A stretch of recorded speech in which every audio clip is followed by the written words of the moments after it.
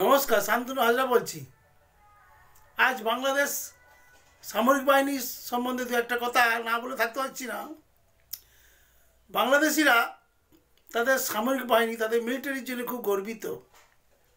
তা কি করেছে বাংলাদেশ মিলিটারি?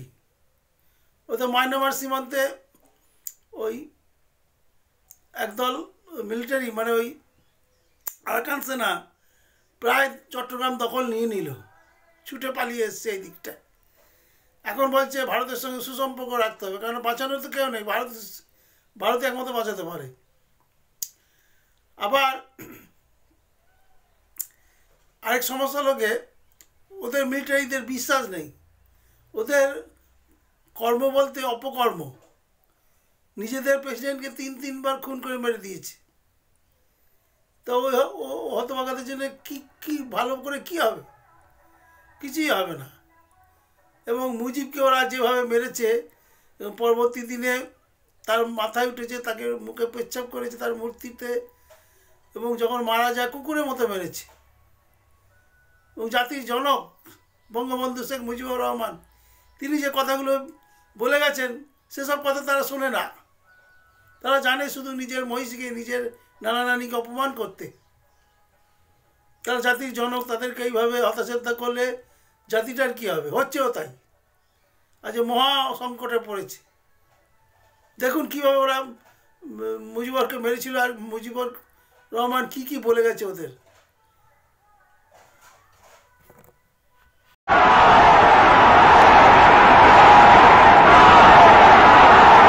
আপনাদের আমি সাক্ষাৎ করি বাঙালিদের পক্ষের থেকে শুভেচ্ছার বাণী বহন করে নিয়ে এসেছি, কৃতজ্ঞতার বাণী বহন করে নিয়ে এসেছি।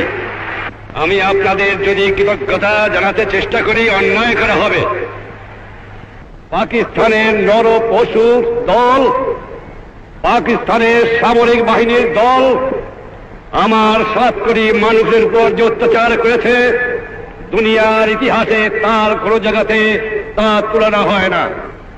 আজ আমার গ্রামে গ্রামে গৃহহারার আর্তনাদ, আজ আমার গ্রামে গ্রামে সর্বহারার আর্তনাদ, আজ আমার মানুষ পথে ভিখারি, আজ আমার মা বোনদের ইজ্জত নষ্ট করা হয়েছে, আমার ঘর বাড়ি জ্বালিয়ে দিয়েছে।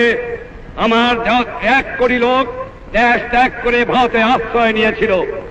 সেদিন যদি শ্রীমতী ইন্দিরা গান্ধী, আপনাদের মহান নেতা, ভারতের জনসাধারণ তাদের স্থান না দিত, তাদের খাবার না দিত, তাদের আশ্রয় না দিত, তাদের সন্ত্রাস না দিত, তাদের অবস্থা কি হতো? আমি যদি কৃতজ্ঞতা প্রকাশ করি তাহলে শ্রীমতী গান্ধী অন্যায় করা হবে। আমি আপনাকে শ্রদ্ধা জানাতে পারি, এর বেশি জানাতে পারি না। আপনাদের এই দান কোনোদিন আমরা শোধ করতে পারবো না। স্বাধীনতা পেয়েছি বড় রক্তের বিনিময়ে পেয়েছি। এত রক্ত কোন জাত, কোন দেশে কোন দিন দেয় নাই যা আমার বাংলাদেশের মানুষ দিয়েছে। আমার লোকেরা জাতি ধর্ম নির্বিশেষে বৃদ্ধ থেকে বালক পর্যন্ত সকলেই সংগ্রাম করেছে। সে সংগ্রাম কামিয়াব হতে পারতাম না যে ভারতের জনসাধারণ, ভারতের সরকার, ভারতের সামরিক বাহিনী আর শ্রীমতী গান্ধী নেতৃত্বে এগিয়ে না আসত। আমার দেবার মতো কিছুই নাই, শুধু আমি এইটুকু দিতে পারি। নিঃস্ব আমি, রিক্ত আমি, দেবার কিছু নাই, আছে শুধু ভালোবাসা, দিলাম শুধু তাই। আপনারা জানেন যে 23 বছর পর্যন্ত শতকরা 90 জন লোক আমাদের পশ্চিম পাকিস্তানের থেকে সামরিক বাহিনীতে নেওয়া হতো, বাঙালিদের সামরিক বাহিনীতে নেওয়া হতো না। কারণ বাঙালির হাতে অস্ত্র পাইলে তাদের উপায় ছিল না, তাই বাঙালিকে অস্ত্র দেওয়া নিষেধ ছিল।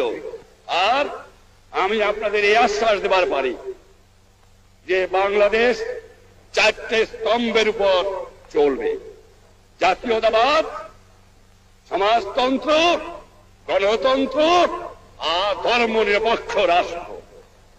এর মধ্যে কোনো কিন্তু নাই, এর মধ্যে কেউ হাত লাগাতে পারবে না। এটা সোজাসুজি আমরা করব। আর আপনারা জানেন আমি সোজা মানুষ, সোজা কথা বলি, যা বলি যেটা বুঝি সেটা বলি এবং সেটা করি, এর মধ্যে আমি ভয় করি না কাউকে। আমার মানুষ বড় সোনার মানুষ, সোনার বাংলা, সত্যি সোনার বাংলা। তাই আমরা আমাদের জাতীয় সংগীত করেছি, সোনার বাংলা তোমায় বড় ভালোবাসি।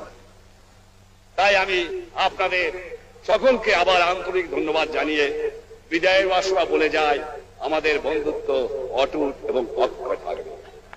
আপনারা আমার সঙ্গে স্লোগান দেন, জয় বাংলা, জয় বাংলা।